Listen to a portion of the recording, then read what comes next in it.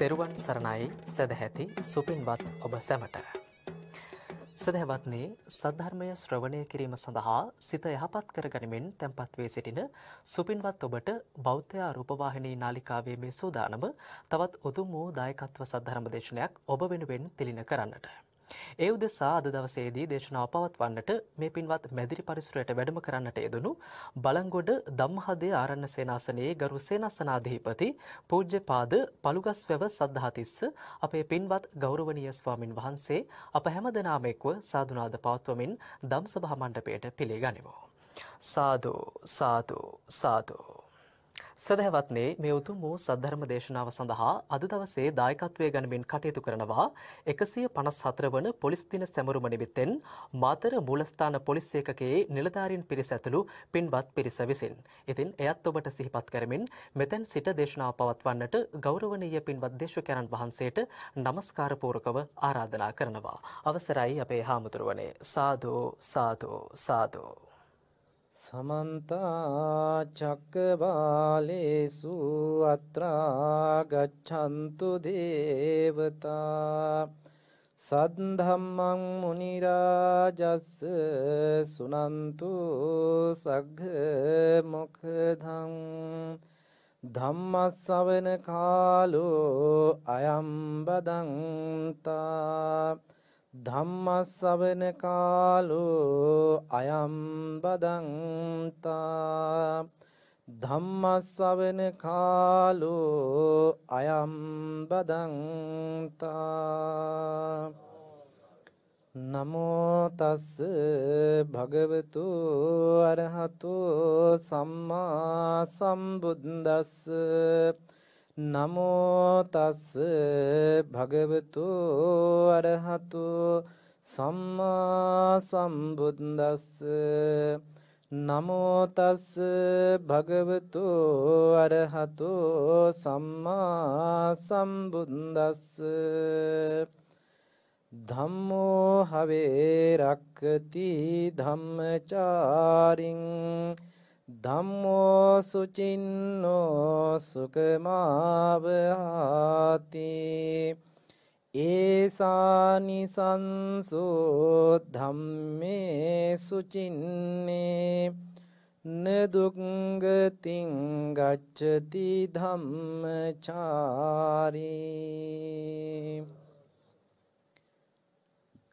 සදා පූජනීය වන්දනීය නායක මහින්පාණන් වහන්සේලා ප්‍රධාන මහා සංඝරත්නයෙන් අවසරයි. ධර්ම ශ්‍රවණාබිලාසී පින්වත්නි, අද දිනේදී බෞද්ධ මාධ්‍ය ජාලයේ හරහා රටවාසී ලෝකවාසී සියලුම දෙනාට ධර්ම ශ්‍රවණය කිරීමට අවස්ථාව සලසමින් උතුම් ධර්ම දානමය පින්කම සිදු කරනු ලබනවා. විශේෂයෙන් අද දවසේ දායකත්වය අරගෙන කටයුතු කරනවා මාතර මූලස්ථාන පොලිස් ස්ථානය. ඒ විශේෂයෙන්ම පොලිසිය ආරම්භ කරලා වසර 154ක් ගත වෙන අද දවසට ඒ නිමිති කරගෙන විශාල පින්කම් රාශියක් සිදු කරන අතරේ ධර්ම දේශනාවක් සඳහා දායකත්වයේ අරගෙන ධර්ම දානමය පින්කමකුත් සිදු කරගන්නට කල්පනා කළා. ඒ අනුව මේ උතුම් දානමය පින්කම සාර්ථක කර ගැනීම සඳහා ඒ සහයෝගය ලබා දෙමින් මේ වෙනුවෙන් කටයුතු කරනවා. දකුණු පළාත් භාර ජ්‍යෙෂ්ඨ පොලිස් නියෝජ්‍ය පොලිස්පතිතුමාණන් ඒ රොහාන් සිල්වා මහත්මයා, ඒ වගේම මාතර හම්බන්තොට දිසාවබාර නියෝජ්‍ය පොලිස්පතිතුමාණන් වන ජගත් පලිහක්කාර මහත්මයා, මාතර කොට්ටාස භාර ජ්‍යෙෂ්ඨ පොලිස් අධිකාරී චන්දන හේරත් මහත්මයා, ඒ වගේම මාතර දිස්ත්‍රික්ක 1 භාර පොලිස් අධිකාරීතුමාණන් වන KHS විජේ ගුණවර්ධන මහත්මයා, මාතර මූලස්ථාන ප්‍රධාන පොලිස් පරීක්ෂක ධම්මික අමරසේන මහතා ඇතුළු නම් සඳහන් නොකලත් මේ මාතර මූලස්ථාන පොලිස් ස්ථානයට අනුයුක්තව සම්බන්ධ වෙන සියලුම නිලධාරී මහත්වරුන් සහ ඒ නිලධාරී මහත්මිනියන් මේ පින්කම සඳහා ඒ සහයෝගය දක්වනවා.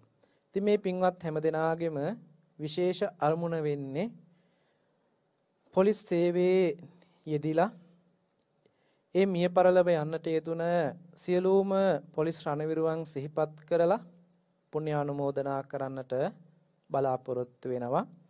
ඒ වගේම පොලිස්පතිතුමාණන් ඇතුළු පොලිස් සේවයේ නිරත වෙන සියලුම නිලධාරී මහත්වරු ඇතුළු ඒ සියලුම කාර්ය මණ්ඩලයේ හැමදෙනාටම ආශිර්වාද කරන්නටත් බලාපොරොත්තු වෙනවා. ඒ වගේම රටවාසී ලෝකවාසී සියලුම දෙනාට උතුම් වූ චතුරාර්ය සත්‍ය ධර්මය අවබෝධ වේවා කියලා ඒ හැමදෙනාටම මේ ධර්ම දානමේ පින්කම උපකාරයක් වේවා කියලා ආශිර්වාද කරන්නටත් බලාපොරොත්තු වෙනවා. ඒ වගේම අපගේද සත්පුරුෂ අදහසක් තිබෙනවා. බෞද්ධ මාධ්‍ය ජාලයේ නිර්මාතෘ දරණාගම කුසල ධම්ම ස්වාමින් වහන්සේ සිහිපත් කරලා අපි උන්වහන්සේටත් පුණ්‍යානුමෝදනා කරන්නට මේ පින්කම යොදා ගනු ලබනවා. ඉතින් මම දායකත්වයේ පිළිබඳව සහ එහි අරමුණ පිළිබඳවයි ඔබට කෙටියෙන් සිහිපත් කළේ. අප ධර්ම දේශනාව අවසානයේදී ඒ සිහිපත් කළ යුතු අය සිහිපත් කරලා පින් අනුමෝදන් කරන්නටත් ඒ වගේම ආශිර්වාද කළ යුතු අයට ආශිර්වාද කරන්නටත් බලාපොරොත්තු වෙනවා. ඉතින් හැම දිනාටම අද දවසේ මම ධර්ම දේශනාව සඳහා මාතෘකා කරගන්නට යෙදුනේ පොලිස් දෙපාර්තමේන්තුව තුළ උද්දෘත පාඨයක් එහෙම නැතිනම් ඔබ සේවා සපයන ආයතනයේ තුල ඔබ හැම දිනෙකටම සිහිපත් වෙන්නට මම හිතන්නේ මේක මතක් කරලා හැම කෙනෙක්ම දන්නවා. ඒ පාඨය තමයි ධම්මෝ හවේ රක්කති ධම්මචාරී. මේක සමහර අය වැරදිවට උච්චාරණය කරනවා. ධම්මෝ හවේ කියන එකට ධම්මෝ භවේ කියලා පාවිච්චි කරනවා. නමුත් මේකේ නිවැරදිම වචනය තමයි ධම්මෝ හවේ කියන වචනේ. මෙතනදී ධම්මෝ හවේ කියද්දි මේ හවේ කියන වචනේ ඒකාන්තයෙන්ම කියන අර්ථය තමයි මේ අර්ථය දීලා තියෙන්නේ. මේකේ සාමාන්‍ය සරල අදහස ගත්තොත් අපි නිරන්තරයෙන් මේ වචනේ භාවිතා වෙනවා බෞද්ධය හැටියට.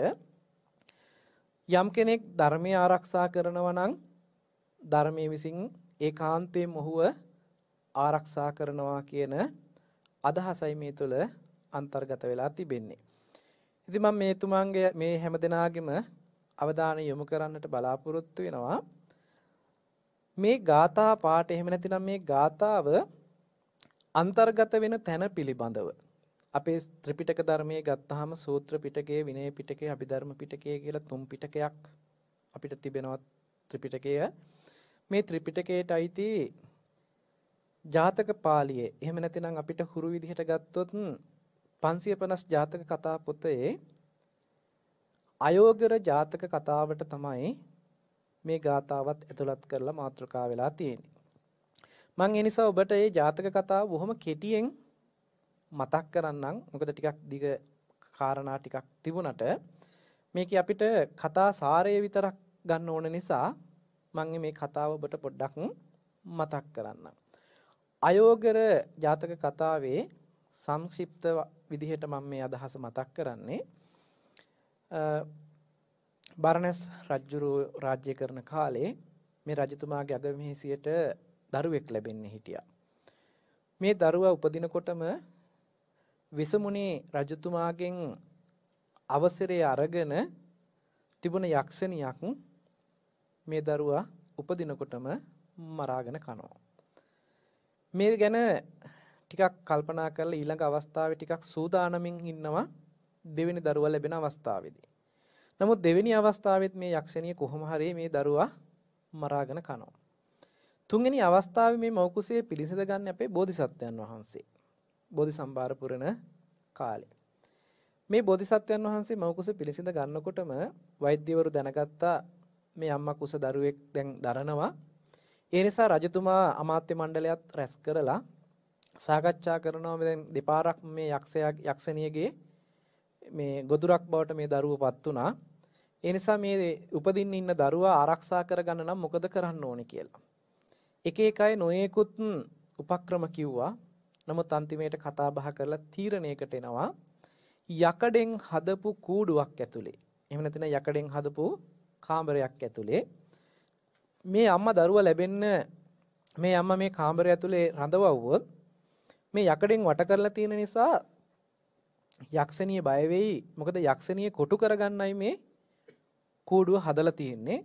ඒ නිසා කූඩුව දැක්කහම යක්ෂණිය බය වෙලා මේ කූඩුව ඇතුළට එන්නේ නැහැ කියලා කට්ටිය කතා වෙලා ඒ තීරණේ රජතුමාත් තීරණය කරලා යකඩෙන් හදනව විශාල කූඩුවක්. හදලා මේ කූඩුව ඇතුලේ තමයි මේ අම්මා දැන් දරුවා ලැබෙනකම්ම ඉන්නේ. තව වටේට අවශ්‍ය පහසුකම් සපයන්න සේවකයෝ සපයලා මේ සියලුම පහසුකම් ටික ලබා දෙනවා. හැබැයි මේ අම්මා රැඳෙන්නේ මේ කූඩුව ඇතුලේ. මේ දරුවත් බිහි වෙනවා. දරුවත් බිහි වෙලා ඊට පස්සේ දරුවට කිරිමව්වරුන්ගෙන් අවශ්‍ය විදිහට පහසුකම් කිරි ටික ලැබෙන්න සලස්සලා මේ අම්මා දරුවා කූඩුවේ තියලා අම්මා මේ කූඩුවෙන් එළියට එනවා.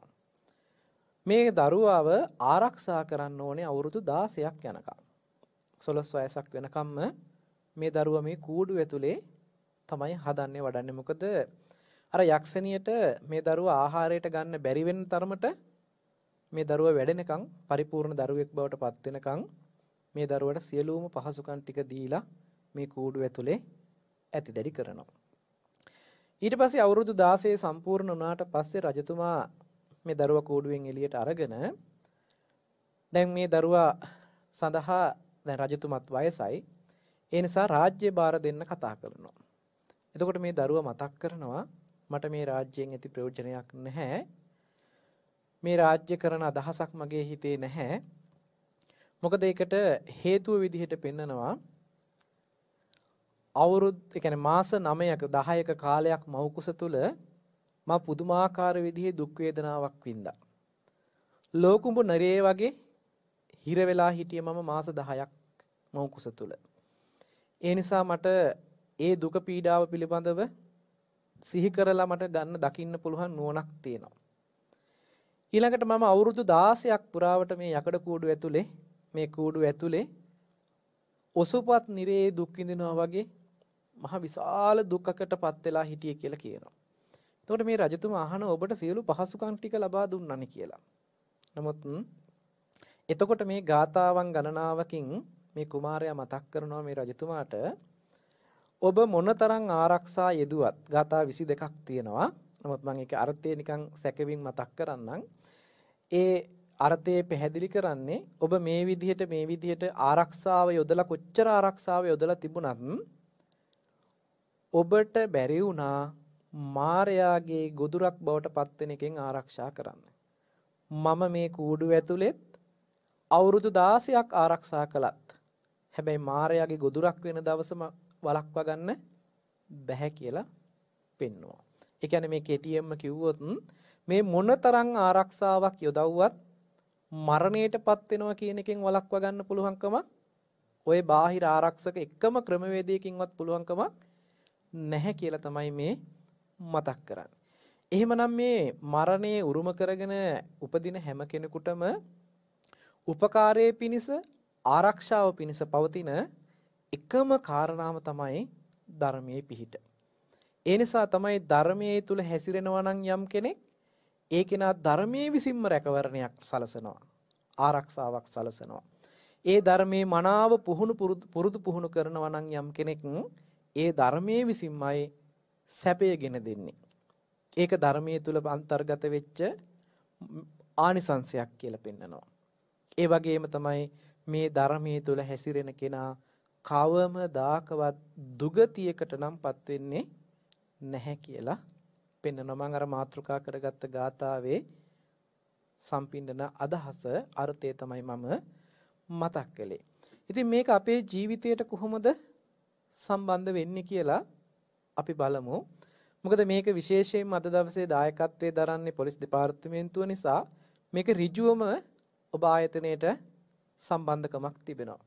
මොකද රටේ ආරක්ෂාව පිළිබඳව, සාමය පිළිබඳව, ඒ වගේම යම් ආකාරයක උපද්‍රවයක් තියෙනවා නම් ඒ සියල්ල මැඩ පැවැත්වීම පිණිස ඔබ ආයතනයේ කැප වෙලා කටයුතු කරනවා.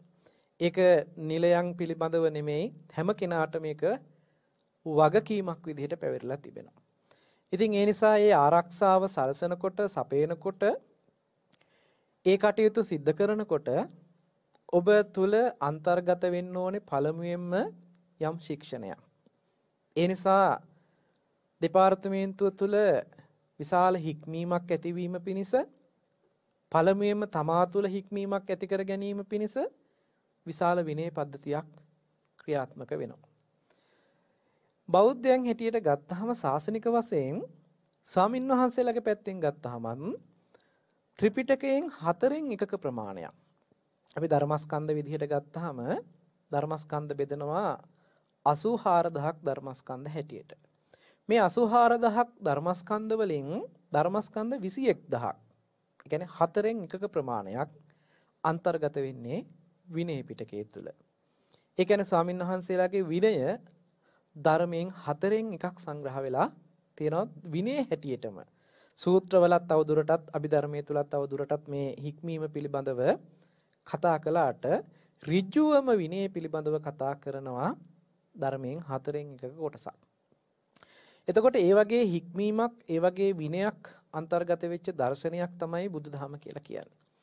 එතකොට බුදුදහමේ දහම් පාඩයක් තමන්ගේ තේමාව විදිහට මූලික කරගන්නකොට ඒක નિરાයාසයෙන් මේ අයගේ ජීවිතවලට යම් ආකාරයක බලපෑමක් ඇති කරනවා. ඒ නිසා ඒ රටේ නීතිය සහ සාමය ආරක්ෂා කිරීමට බැඳිලා ඉන්න මේ හැමදෙනාගේම ජීවිතවලට යම් විනය පද්ධතියක් අන්තර්ගත වෙනවා. ඒ විනය පද්ධතිය නොහිටින්නට ආයතනයක් එහෙම නැතිනම් පිරිසක් පාලනය කරන්න අමාරුයි. ඉතින් ඒ නිසා ඒ විනය පැත්තෙන් ගත්තහම මේ දෙපැත්තටම විනය පිළිබඳව පෙන්වලා දෙන්න පුළුවන්කම තිබෙනවා.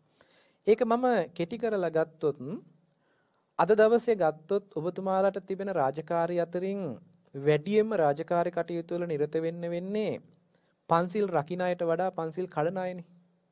නේද? ඒ කියන්නේ දැන් මේ පන්සිල් පද පහම, ඒ කියන්නේ ශික්ෂාපද පහම කඩකලොත් යම් කෙනෙක් ඒකට නීතිමය පැත්තෙන් ක්‍රියාත්මක වෙන්න පුළුවන් පරිසරයක් නීතියක් අපේ රට තුළ අන්තර්ගත වෙනවා. ඒ කියන්නේ දැන් සත්ත්ව ඝාතනය කියන කාරණාව ගත්තොත් ඒක මනුස්ස ඝාතනය දක්වා යම් අපි හිතමුකෝ මේ සත්ත්ව කොට්ටාස මැරීම තහනම් කියලා චක්‍රලේඛ වලින් නිකුත් කරලා තිබෙනවා නම් ඒ සත්තු මැරීම තහනම් කරලා තියෙනවා නම් අනිවාර්යෙන් ඔබ ඒ ආයතනය තුල ඒක වැරද්දක් විදිහට ඒ අයට දඬුවමක් ලබා දෙන්න බැඳිලා ඉන්නවා. ඊළඟට බොරු කිව්වොත් යම් ආකාරයක බොරුවක් වංචාවක් කළා රැවට්ටීමක් කළොත් ඒකටත් දඬුවමක් ලබා දෙන්න තිබෙනවා. මේ විදිහට මේ පන්සිල් පද පහම ගත්තොත් මේ සිල්පදයක් කැඩුවොත් එකක් හෝ කීපයක් කැඩුවොත් ඒක නීතියට පටහැනි වූ ක්‍රියාවක් බවට පත් වෙලා තියෙනවා. ඒ නිසා බලන්න දැන් අපි නීතිය ක්‍රියාත්මක කරනකොට මේ පන්සිල් ටික සුරකින්න සමාජයක් ගොඩනගන්න තමයි අනිත් පැත්තෙන් දායක වෙන්නේ අපි උත්සාහවත් කරන්නේ. බුදුදහම තුල තමයි මේ පන්සිල් ටික හරියටම රකින්න ආකාරය කොහොමද කියලා පෙන්නලා තියෙන්නේ. එතකොට මේ දහමත් එක්ක බොහොම සමීප සම්බන්ධකමක් ගොඩනැගිලා තියෙනවා. දහමත් එක්කම යාවෙච්ච බවක් තිබෙනවා. ඉතින් මේ කාරණාවත් මතක් කළේ අපි හැම කෙනෙකුටම අපේ ජීවිතය තුළ ජීවිතයේ පැත්තෙන් දකින්න කාරණාවක් තියෙනවා. ඒ වගේම බහැර සමාජය තුලින් දකින්න කාරණාවකුත් තියෙනවා. ඉතින් ඔබ ආයතනයේ තුල තමන් වගකීමකින්ම බැඳිලා ඉන්නවා. තමන්ගේ ජීවිතය තුළ දකින්න ඕන කාරණාවම සමාජයෙන් දකින්නත් කියන කාරණාවට. මොකද තමන්ගෙත් අඩුපාඩු ටික හැදෙන්න ඕනේ. ඒ වගේම සමාජයේ අඩුපාඩු ටික නිවැරදි කරන්නත් රාජකාරීමය මට්ටමින් බැඳිලා ඉන්නවා. අනිත් රාජකාරී දේවල් අපි ගත්තොත් එහෙම තමන්ගේ ජීවිතයේ හරි පැත්තට යොමු කරන්න පුළුවන්කම තමන්ගේ පෞද්ගලික පැත්තෙන් තියේවි. හැබැයි තමන් කරන රාජකාරිය අනිත් අය යහමගටපත් කරන රාජකාරියක් නොවෙන්න පුළුවන්. අනිත් රාජකාරී ගත්තොත්. නමුත් පොලිස් දෙපාර්තමේන්තුව තුල කටයුතු කරනකොට අපිට මේ දෙකම ජීවිතයත් එක්ක බද්ධ වෙලා කරන්න පුළුවන්කම තියෙනවා. තමනුත් පන්සිල් වලට අනුව කටයුතු කරනවා නම් ඒ අනුවම කටයුතු කරන පිරිසක් බිහි කරන්නත් උත්සාහවත් වෙනවා නම් අන්න තමනුත් නීතිගරුකයි තමන්ගේ රාජකාරියත් නීති ආරක්ෂා කරන්න. දෙපැත්තටම මේක යහපත පිණිස පවතිනවා. ඉතින් මේ විදිහට ගත්තාම අපි තවදුරටත් අපේ ජීවිතේ පැත්තෙන් මේක සම්බන්ධ කරොත් ඔබ ආයතනය තුල කරන කටයුතු මං ගොඩාක් දුරට දන්නේ නැති වුණාට නමුත් අපිට තේරෙන විදිහට මං චුට්ටි විස්තරයක් කරන්න. අපි හිතමුකෝ කවුරු හරි වැරදි කරන කෙනෙක් විමර්ශනය කරලා අපිට ඒ කෙනා අත්අඩංගුවට ගන්න තියනවා කියලා. දැන් ඒ කෙනා ගිය ගමන් අල්ලගන්න නැහෙනේ අපි. අල්ලගන්න සාක්ෂි තියනවා නම් අල්ලගන්න පුළුවන් වැරදිකාරයා ඉන්නවනම්. හැබැයි අපි වැරදිකාරයා නැතිනම් අපි මොකද කරන්නේ? අපි ගිහිල්ලා ඒ කෙනා ඒ තොරතුරු ඒ අදාළ විස්තරයේ පිළිබඳව තොරතුරු හොයාගෙන ඒකේ මුලට අරන් යනවනේ අපි තොරතුරු ටික අරගෙන. ඒ කියන්නේ ඒක එහෙම සිද්ධිය උනේ කොහොමද කියලා තොරතුරු ඒක රාශී කරනවනේ. අපක්ෂපාතීව තොරතුරු ටික ඒක රාශී කරලා හම්බ වෙච්ච තොරතුරු ටිකට අනුව තමයි විමර්ශන කටයුතු ටික කරන්නේ. නේද? එහෙම විමර්ශන කටයුතු ටික කරනකොට තමයි ඔන්න වැරදිකාරයෝ මේ අය කියලා අල්ලගන්න පුළුවන්කම තියෙන්නේ. එහෙම තොරතුරු ටික විමර්ශනය කරලා වැරදිකාරයෝ ටික අල්ලගත්තට පස්සේ විමර්ශන කටයුතු ටික නතර වෙනව නේද එතනින්? එතනින් එහාට තවදුරටත් විමර්ශනයක් කරන්න වෙන්නේ නිවැරදි කියන්නේ නිවැරදිකාරයෝ අල්ලගත්තොත් මිසක වැරදිකාරයෝ හරියටම අල්ලගත්තා නම් ආයේ එතනින් එහාට විමර්ශනයක් කරන්න වෙන්නේ නැහැ. එහෙමනම් ඔන්න දැන් අපි මේ අය වැරදිකාරයෝ කියලා තීරණය කරලා ඒ අයට යම් මට්ටමකින් උසාවියට ඉදිරිපත් කළාම නීතිමය පැත්තෙන් දඬුවම් ලබා දෙන පිරිස ඒගොල්ලෝ යම් විදිහක දඬුවමක් ලබා දෙයි. ඒ දඬුවම් වලට යටත් වෙන විදිහට. හැබැයි අපේ කටයුතු එතනින් ඉවරයි. අපි ඊළඟ ආයෙත් තවත් කටයුත්තකට යොමු වෙනවා. ඒක තමයි රාජකාරියත් එක්ක මම හිතන්නේ බැඳිලා තියෙන ප්‍රධාන සිදුවීම. නමුත් තව ගොඩාක් කටයුතු තියෙන අතරේ මම එකක් මේ උදාහරණයට ගත්තේ. දැන් එතකොට ඔතනින් ප්‍රශ්නේ විසඳුණා කියලා අපි හිතුවට ඇත්තටම ප්‍රශ්නෙට නිවැරදි පිළිතුර නිවැරදි විසඳුම ලැබිලා නැහැ. ලැබිලා නැහැ කියලා මම මේ කතා කරන්නේ ධර්මයේ පැත්තෙන් පෙන්වන්න ඕන නිසායි. අපි හිතමුකෝ කෙනෙක් හොරකම් කරනවා කියලා. යම් කෙනෙක් හොරකම් කරන්නේ ඒ කෙනා හොරකම් කරාට පස්සේ දැන් ඔන්න කෙනෙකුට අලාභහානියක් හානියක් සිද්ධ වෙලා තියෙනවා. ඒ කියන්නේ හොරකමක් වෙලා තියෙනවා. ඒ කියන්නේ නැති වෙච්ච දේවල් ගොඩක් තියෙනවා. ඒවා මොනවද කියලා සමහර වෙලාවට නිර්ණය කරලා ඒ වැරදිකාරය වොන්න අපි අල්ලගත්ත දැන් වැරදිකාරය අපි උසාවියට ඉදිරිපත් කළා. හැබැයි මේ කෙනාගේ වැරද්ද කෙරෙන්න හේතු උනේයි කියලා අපි හොයන්නේ නැහැ නේද? වැරදිකාරයක් හොයාගත්ත කියන තැනකින් අපේ විමර්ශනය නතර වෙනවා. එයින් එහාට ගිහිල්ලා මේ කෙනා මේ වැරද්ද කළේයි කියලා හොයන එක රාජකාරි මට්ටමින් අයිති නෑ ඇත්තටම නේද? මොකද ඒක සමහර වෙලාවට ඔය උසාවියෙන් අපි හිතමුකෝ බන්ධනාගාරගත කළාම අපි දැකලා තියෙන බන්ධනාගාර ළඟින් යනකොට එහෙම දැකලා තියෙනවා. ඒ කියන්නේ බන්ධනාගාරේ ඉන්න සිරකරුවොත් මිනිස්සුයෝයි කියලා වැකියක් ගහලා තියෙනවා. ඒකෙන් කියවෙනවා හරිය අර්ථයක් කියවෙනවා. ඒ කියන්නේ ඒ අයත් මිනිස්සුයෝ කියලා කියන්නේ අපි මනුස්ස හැඟීමෙන් ඒ අය දිහා බැලිය යුතුයි. නමුත් මම මෙතනදී කියන්න උත්සාහවත් වෙන්නේ දහමේ අපිට ඔය කියන මගින් විමර්ශනය නතර කරන වැඩපිළිවෙලක් නෙමෙයි පෙන්වන්නේ. අපිට යන්න වෙනවා වැරද්ද මූලටම. යම් වැරද්දක් වෙනවා නම් ඒ වැරද්ද වෙන්නේ මොන හේතුව නිසාද කියලා මුලටම හොයාගෙන යන්න පෙන්නනවා දහමේ. අපි හිතමුකෝ කවුරු හරි කෙනෙක් සත්තු මරනවා නම් හොරකම් කරනවා නම් යම් වැරද්දක් කරනවා නම් ඒ වැරද්දක් කරන්නේ ඇයි කියලා අපිට විමසන්න වෙනවා ඒ කෙනාගේ මානසික පැත්තටම ගිහිල්ලා. අපි හිතමුකෝ අකුසල කර්මයක් කරනවා නම් යම් කෙනෙක් ඔය සත්තු මැරීමෙන් හොරකම් කිරීමෙන් ආදී පස්පව් කිරීමෙන් අකුසල කර්මයක් සිද්ධ වෙනවනේ. මේ අකුසල කර්මයේ සිද්ධ වෙන්නේ අකුසල චේතනා පහළ වීම නිසායි. ඒ කියන්නේ අකුසල සිත් පහළ වෙන හින්දායි.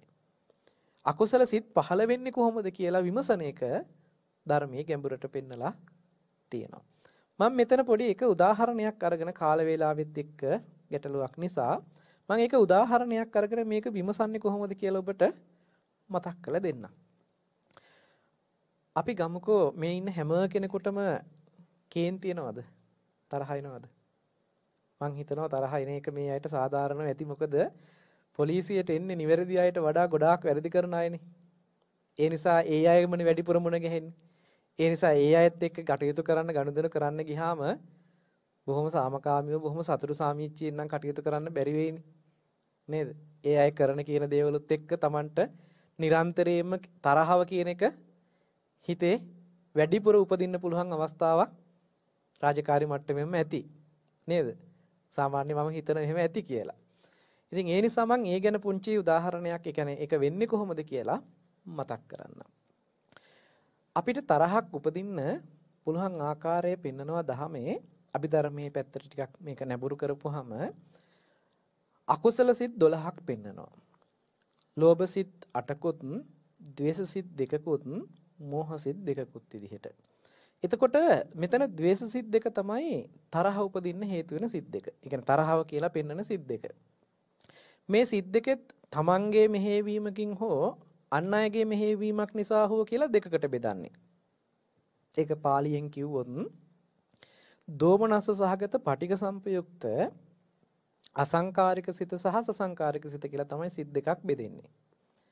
ඒ කියන්නේ දෝමනස්ස සහගත පටිඝ සම්පයුක්ත අසංකාරික සහ සසංකාරික කියලා කියන්නේ, අසංකාරික කියලා කියන්නේ තමන්ගේ මෙහෙයවීමෙන්, සසංකාරික කියලා කියන්නේ අන් කෙනෙකුගේ මෙහෙයවීමක් නිසා.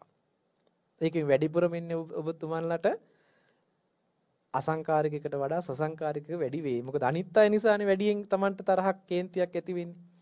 නමුත් ඒ ඇති වුණත් ඇති වෙන්නේ තරහක්ම තමයි. ඒකට සාධාරණයක් කරන්න බෑ. අනිත් අය නිසායි අපිට කේන්තිය ඇති උනේ කියලා. එහෙනම් තරහව උපදින්නේ කොහොමද කියන කාරණාව විමසන්න ඕනේ. දහම තුල අපි මේක විමසන්න ගියාම තරහව ඇති වෙන්න තියෙන කාරණේම තමයි මේ වාක්‍යය ඇතුලේ පෙන්වන්නේ. සිත් නම් කරන්නේ ඒකෙන්ම. දෝමනස්ස සහගත පටිඝ සම්පයුක්තයි. දෝමනස්ස සහගත පටිඝ සම්පයුක්තයි කියන්නේ ඔක අපිට තේරෙන විදිහට සරල ගත්තොත් දොම්නස සොම්නස කියලා වචන දෙකක් අපේ සමාජය අපි නිකන් පාවිච්චි වෙනවානේ. දොම්නස සහ සොම්නස කියලා. සොම්නස කියලා කියන්නේ සතුටට, දොම්නස කියලා කියන්නේ දුකට නෙමෙයි. සැප සහ දුක කියන යුගල පදයේ වෙනවා සතුට සහ අසතුට කියන යුගල පදේ වෙන්නේ. එතකොට සතුටට ප්‍රතිවිරුද්ධ වචනේ අසතුට කියන වචනයයි. යම් කෙනෙකුට අසතුටක් ඇති වුණොත් ඔකට කියනවා දුම්නසටපත් වුණා කියලා. අසතුටකටපත් වුණොත් ඒ අසතුටු වීම මුල් කරගෙන අරමුණක ගැටුණොත්, පටිඝය කියලා කියන්නේ අරමුණේ ගැටෙනවා කියන එකට. හිතින් ඒ අරමුණක ගැටෙන ස්වභාවයක් හදා ගන්නවා. අසතුටෙන් අරමුණක ගැටුණොත් උපදින්නේ තරහක්. මම මෙහෙම කියන්නම්. දැන් ඔබතුමාණන්ලාගේ ජීවිතයත් එක්ක මේක බද්ධ කරලා බලන්න. Tamanට කේන්ති ආව හැම අවස්ථාවකම බලන්න හිතේ සතුටක්ද තිබුණේ අසතුටක්ද තිබුණේ කියලා. අසතුටක් තියෙන්නේ. යම් ආකාරයක හිතේ පීඩනයක් නිසා වෙන්න පුළුවන්. එහෙම නැතිනම් Taman හිතපු විදිහට යමක් නොවිච්ච නිසා වෙන්න පුළුවන්. බලාපොරොත්තු කඩවීමක් වෙන්න පුළුවන්. යම් සිදුවීමක් වෙන්න පුළුවන් හිතට අසතුට බවක් ඇති වෙන්න. හිතේ අසතුට බවක් ඇති වුණොත් ඒ අසතුට බව යමක ගැටෙනවා නම්, ඒ අරමුණේ ගැටෙනවා නම්, ඕකේ අරමුණ තව මම පෙන්නන්නම් පැහැදිලි කරලා. අරමුණේ ගැටෙනවා නම් ඔන්න අපිට තරහක් ඇති වෙනවා. මම මේක විවෘතව මතක් කරන්න, මේක මේ අපේ සාමාන්‍ය ජීවිතයට සම්බන්ධ වෙන නිසා කාරණාවක් විදියට. ඒක රාජකාරී මට්ටමටම විතරක් නෙමෙයි, සාමාන්‍ය අපේ ජීවිතයට සම්බන්ධයි මේක. අපි හිතමුකෝ දරුවෙක් මොනවා හරි දෙයක් අපි එපා කියනවා කියන්නකෝ කරන්න. අපි කැමති නෑ ඒ දරුවා මේ විදිහට කටයුතු කරනවට. අපි හිතමුකෝ ඔන්න දැන් අපි ඒකට එපා කියනවා. එපා කිව්වට මේ දරුවා මොකද කරන්නේ? එපා කිව්වට ඒ වැඩේම කරනවා. එපා කියන වැඩේම කරනකොට අපේ හිතට එන්නේ සතුටක්ද අසතුටක්ද? අසතුට බවක් එනවා. ඊට පස්සේ දැන් අර කරපු වැඩේ, ඒ කියන්නේ එපා කියපු වැඩේ කරන්න අපි ඒ කරන වැඩෙත් එක්ක ගැටෙනව නේද? දැන් අපිට ඒ වැඩෙත් එක්ක ගැටුණට ඒ වැඩේට දඬුවමක් කරන්න බෑනේ. දඬුවම කරන්න වෙන්නේ කාටද? දරුවට. නේද? ওই වගේ ගත්තාම අපේ ජීවිතේට මේක යොදා ගන්නකෝ, ඒක උදාහරණේ අපේ ජීවිතේට යොදා ගන්න. හැබැයි සමහර වෙලාවට අපිට වඩා වැඩි හිටිනම්, සමහර වෙලාවට අසතුටු වෙන්න හේතු වෙච්ච කාරණා, එහෙම නැත්නම් පුද්ගලයා අපිට වඩා වැඩි හිටිනම්, උසස් නම් අපිට ඒකෙනත් එක්ක රණ්ඩු වෙන්න බැන ගන්න බැරි වෙයි. එතකොට දැන් ඔන්න හිතයට මේ අසතුටු බව තියාගෙන ඉන්නවා, රඳවගෙන ඉන්නවා. හැබැයි අසතුටු බව දැන් වාන් දාන්න ඔන්න මෙන්න තියෙන්නේ. තව චුට්ටක් වැඩි වෙච්ච ගමන් පිටාර ගලනවා. ওই අසතුටෙන් ඉන්නකොට තව කෙනෙක් නිකන් ඇඟේ හැප්පිලා ගියත් ඇති අපේ. ඒ දැන් ඉන්නේ අසතුටෙන්, හොඳටම හිතේ දැන් අසතුටු බව වැඩි වෙලා.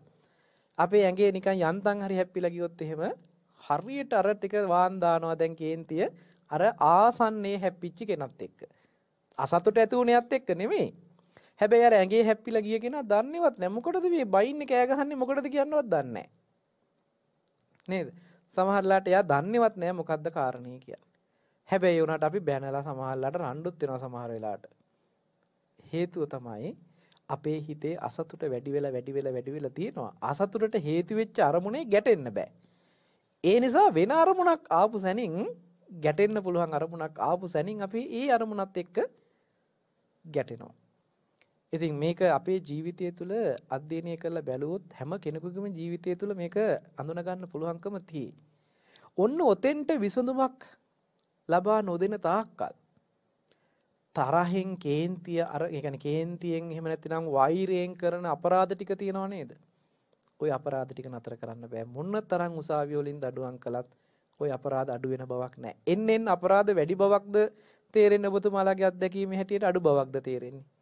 නීතිය කොච්චර ක්‍රියාත්මක කළත් කොච්චර නීතිය ටික කියන්නේ දැඩිව නීතිය ක්‍රියාත්මක කළත් අපරාධ අඩු වෙන බවක් අපිට පේන්නේ නැහැ නේද? අපරාධ වැඩි වෙලා තියෙන බවක් අද මම හිතන්නේ මෙතුමන්ලට විවේකයක් නැති තරමටම අපරාධත් එක්ක කටයුතු කරන්න වෙලා ඇති. නේද? සමාජයේ අපිට අපරාධ ප්‍රමාණය එන්න වැඩි වෙලා තියෙනවා. මොකද අපි දඬුවම් කරන්නේ අපරාධ එක පැත්තකට දඬුවමක් කරයි. හැබැයි ඒක ඇති වෙන්න තියෙන හේතුව නැති කරන විදිහේ වැඩපිළිවෙල ක්‍රියාත්මක නැහැ. නැතුවාම නෙමෙයි නමුත් තියෙනවා. හරිම අඩුයි. මොකද අද මම හිතන්නේ කවුන්සලින් පැත්ත එහෙම තියෙනවා. ඒ අයගේ මානසික පැත්ත හදන්න. නමුත් ඒ උනාට නිවැරදිම උත්තර ටික ඒගොල්ලන්ට ලැබිලා නිවැරදිම පුනරුත්ථාපනය වීමක් සිද්ධ වෙන්නේ නැති නිසා තමයි මේ අපරාධ රැල්ල වැඩි වෙන්න හේතු වෙලා තියෙන්නේ. මම එකක් ගැන නෙමෙයි මතක් කරන්නේ සමස්තයේ සියලුම දේ ගැන. අද වර්තමාන වෙනකොට මේ පන්සිල් ටික රැක ගන්න පුළුවන් පරිසරයක්, සිල් ටික රකින්න පුළුවන් විදිහට මානසික මට්ටම ගොඩ නැගෙන පරිසරයක් හදන්න අමාරු වෙලා තියෙනවා. මම නිකන් ඔබගේ අවධානය යොමු කරන්නම් මේ පන්සිල් ටික හරියට රකින්නවා නම් අද සමාජයේ මම හිතන්නේ ඔබතුමාලට රස්සාවල් නැති වෙයි. නේද? හරියට පන්සිල් ටික රකින්නවා නම් අපරාධ ගොඩාක් අඩු වෙයි.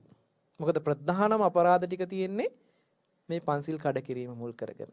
මම හිතන්නේ හරියට පන්සිල් ටික රැකෙනවා නම් වැටවල් ගහන්න, තාප්ප බඳින්න නේද? අඩුමතරමේ ගෙදරට දොරක්වත් හයි කරන්න ඕනේ නැති වෙයි. නේද? ආරක්ෂක අංශ ටික නිහඬව තියන්න පුළුවන්කම ලැබෙයි.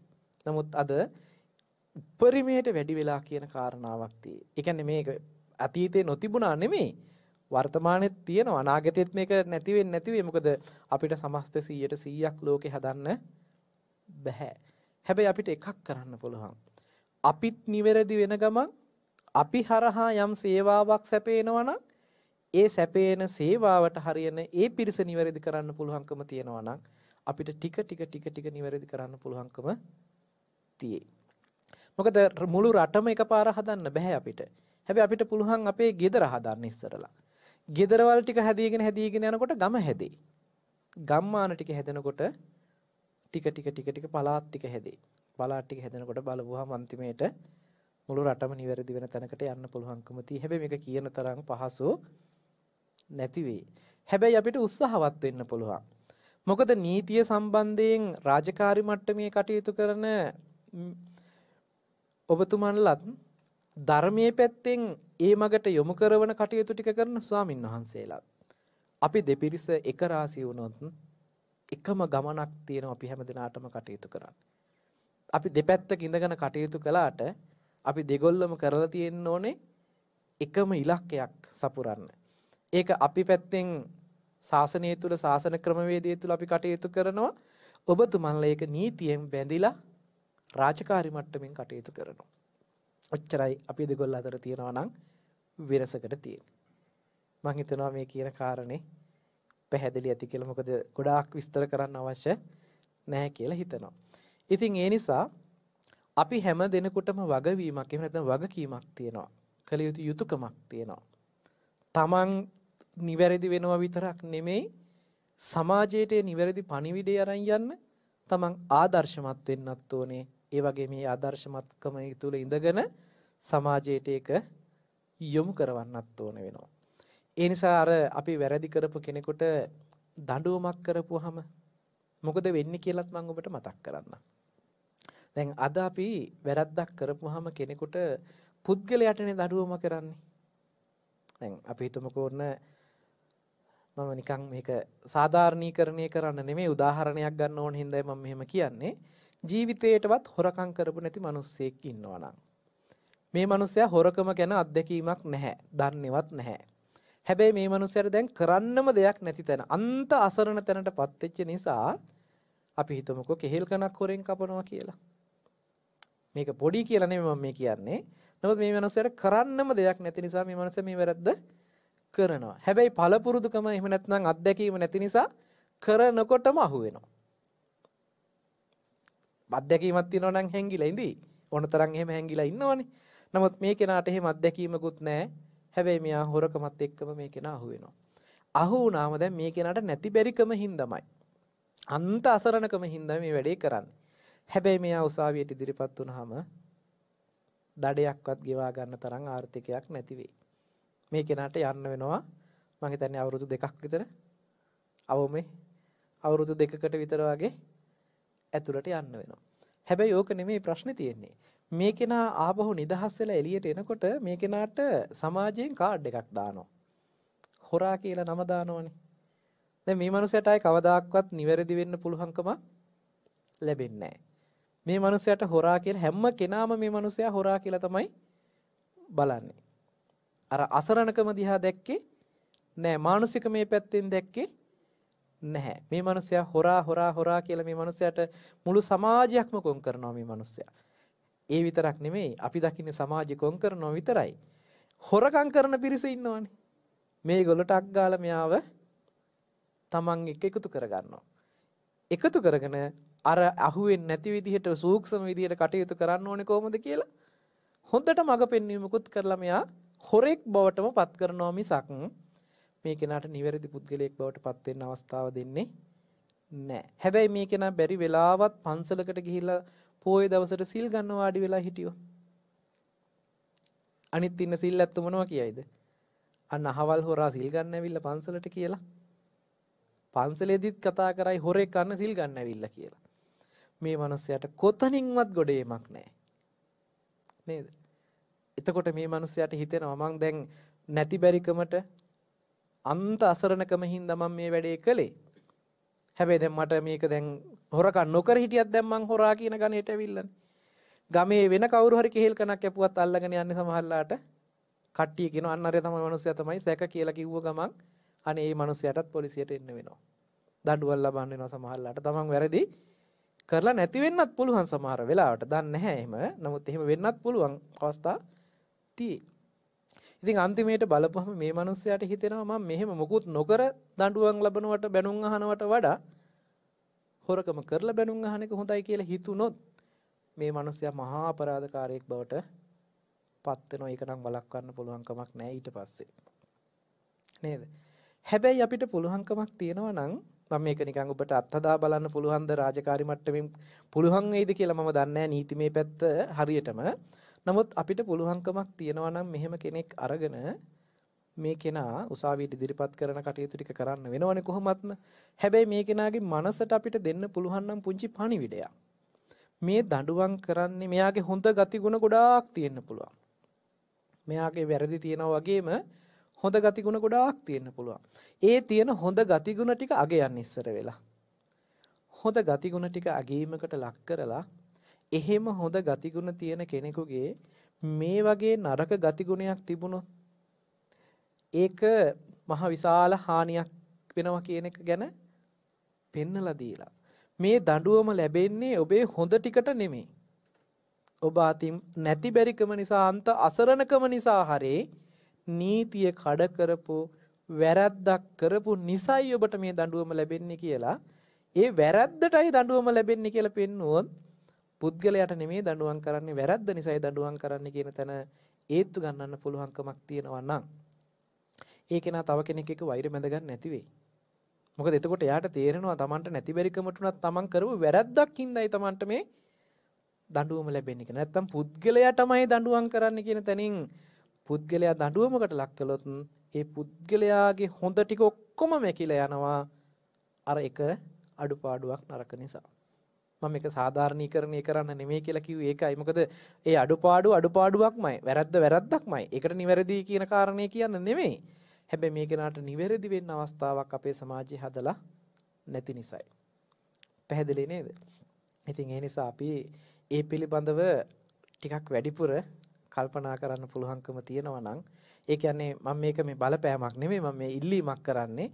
ඔබට පුළුවන් නම් ඒ එන හැම කෙනාටම ඒ කෙනාගේ කතාවට පොඩ්ඩක් ඇහුම්කන් දීලා ඒ කෙනා කතා කරන්නේ මොකද්ද කියන එක ගැන අධ්‍යයනයක් කරලා ඊට පස්සේ ඒ කෙනාගේ මානසික මේ පැත්තේ තියෙන මොන වගේ ප්‍රශ්නයක්ද කියන එක පොඩ්ඩක් ඇහුම්කන් දෙන්න පුළුවන්කම තියෙනවනම් රාජකාරි මට්ටමින් අමාරු වෙයි.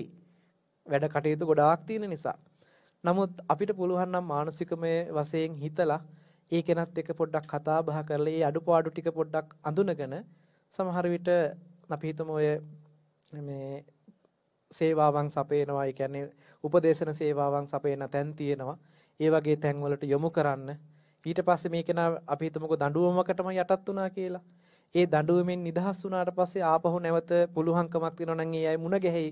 ඔබ සමාජයේ නිතර ඉන්න නිසා ඒ අයත් එක්ක නැවත සුහදව කතා බහ කරලා ඒ කියන්නේ දැක්කහම නිකන් කියන්නේ නිලැඳුමක් ඇඳපු කෙනෙක් දැක්කහම මාරු වෙලා යන්න තරම් කතා නොකර නිකන් පැත්තකට යන්න තරම් මානසික මට්ටමක් ඇති වෙනවනම් තරහව කොච්චරද කියන කාරණාව සමහරලාට අපි දැක්කා. ඒ කියන්නේ පත්තරවල ප්‍රවෘත්තිවල දකින්න ලැබුණ සමහරලාට පොලිස් සේවයේ නිරත වෙන නිලධාරි මහත්තුරු යට කරගෙන යන වාහනවල ඒ නිකන් නෙමෙයි හිතාමතා සමහරලාට පරිගන්න චේතනාවෙන් වෙන්න පුළුවන්.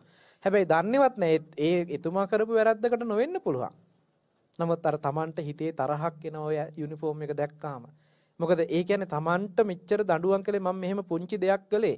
හැබැයි මට මෙච්චර ලොකු දඬුවමක් කරා කියලා ඇත්තටම ඔබතුමාලා නෙමෙයි දඬුවම් නියම කරන්නේ. ඒක ඒගොල්ලෝ දන්නේ නැහැ. ඒක දඬුවම් ටික නියම කරන්නේ උසාවියෙන්. නමුත් මේ අය තමයි ඒ උනාට ඒ පිරිසත් එක්ක ගැටිච්ච පිරිස වෙන්නේ. ප්‍රශ්නේ ඉදිරිපත් වෙච්ච පිරිස වෙන්නේ. ඒ නිසා හැම වෙලෙම සමාජය තුල ගැටුමක් ගොඩ නැගෙනවා. රණ්ඩු සරුවල් වෙනවා. ඊට පස්සේ තරහෙම්මයි ඉන්නේ. පැහැදිලිද? ඉතින් මම එක කාරණයක් මුල් කරගෙන තරහව කියන කාරණේ මුල් කරගෙනයි මම ඔය අවධානයේ පැත්තට පැහැදිලි කළේ.